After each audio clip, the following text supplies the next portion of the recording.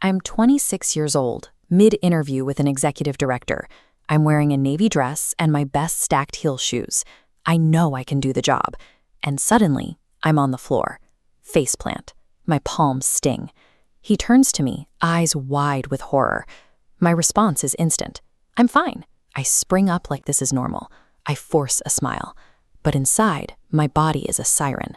Adrenaline is buzzing in my limbs. My breath is shallow. My system is screaming, "Get out," while my mouth keeps performing. This terrifying disconnect between my body and my behavior was a predictive consequence of the state I was in. My system hadn't registered an interview, it had registered a threat. Status, judgment, the risk of being seen as not enough. Most personal development starts with effort, habit, or mindset. We assume the reason our life isn't working is a lack of discipline, but the state you are operating from determines whether any tool can work at all. It organizes your perception and your responses before you even take a breath. This is the 5-state map: foundation, source, witness, heart, and integrated. Consciousness is a series of locations. Locating yourself here creates a vital separation between identity and experience. You recognize your internal operating state, understanding that where you are is never who you are. Foundation is the all-consuming rush of daily life. Prepare, respond, manage, repeat.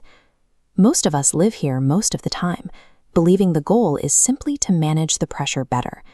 In this state, circumstances define our reality faster than our awareness can interpret them. My foundation was built on performing fine. I navigated an abusive marriage and a career collapse by ignoring my internal signal and hunting for external proof. I borrowed worth from whoever offered it, organizing my entire life around managed surfaces and useful competence. Source is the stillness underneath thought, a vast, quiet field of awareness that has always been present. This is awareness before interpretation, available prior to experience rather than constructed from it. I found this on a meditation platform in the Arkansas woods. It wasn't a breakthrough or a new revelation. It was a recognition. The stillness was familiar. I knew it as a child, before my internal signal was buried under everything I tried to build in foundation. The effort to construct peace falls away once we recognize it as a pre-existing baseline, simply obscured by the noise of foundation. Access is the beginning, remembering a quiet hum that never actually left. Witness is the moment the quiet observer shows up alongside daily life. You are living the experience and watching it at the same time, both at once. Your identity is no longer fully trapped inside the experience.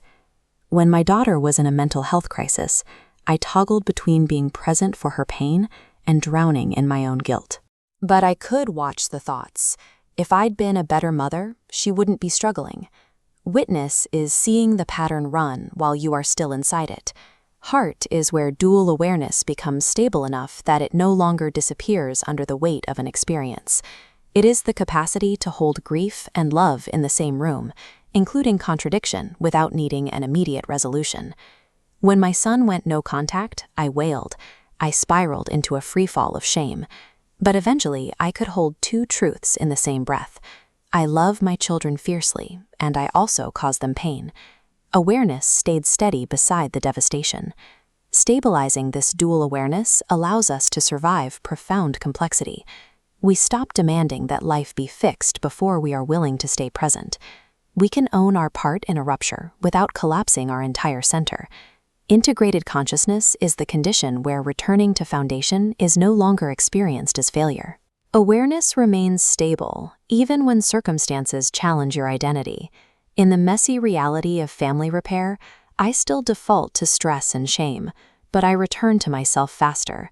I can set boundaries without my body bracing for impact. I own what is mine and let go of the outcome, knowing that my existence isn't threatened by the conflict. Integration is a relationship with the whole map. It is the freedom of maintaining continuous, resilient awareness across changing states, treating unwanted experiences as information rather than verdicts. For most of human history, thinking was safety. Intelligence, speed, and productivity were the scarce resources we used to anchor our identities. We proved our worth by what we could manage and produce. Artificial intelligence is ending that scarcity. As raw intelligence becomes abundant, it uncouples our value from our output. The skills we used to stay functional in foundation, solving problems, carrying the load, writing faster, are becoming cheap. This creates a psychological reckoning. If identity is built on performance, it loses its grip when that performance is automated. We are forced to look inward, past the competence of foundation, to find a steadiness that doesn't rely on being impressive or useful. This is why consciousness is the last human skill. It is the irreplaceable ability to recognize the internal state organizing our experience and to remain present when our habitual strategies for safety no longer work. As AI strips away the need for performance-based survival, the geography of this map offers a way forward.